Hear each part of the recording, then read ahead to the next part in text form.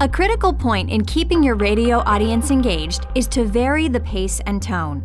In other words, avoid monotony. Throughout your radio spot, there need to be changes in the rhythm, in the intonation, and in the articulation. That is what we call the emotional hum.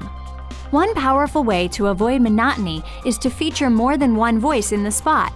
Far too many radio ads are produced with a single announcer, and more than 75% of them are non-engaging. So you're saying you need me? Well, I wouldn't go that far.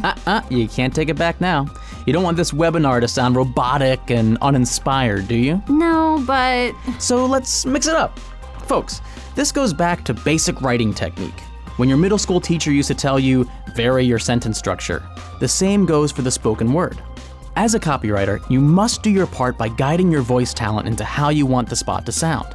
Your VO artist will certainly bring some theatrical flavor into the voiceover themselves, but if it doesn't sound on brand, and more importantly, on emotion, with how you envision the final commercial, make sure to let them know that.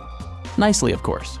Then, together, you can produce a finished radio spot with a varied pace and tone that will really engage your audience throughout the whole duration, and keep your brand and message top of mind. Speaking of the top of your mind, it's very important to guard against bald spots in a radio commercial.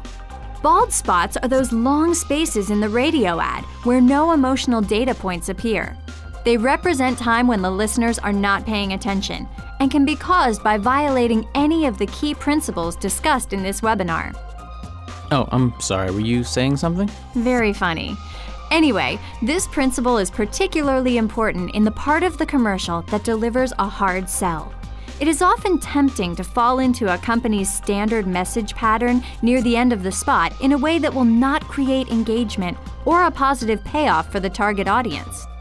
As important as the sale is, the listener has to feel that they are buying the product rather than feel they are being sold the product.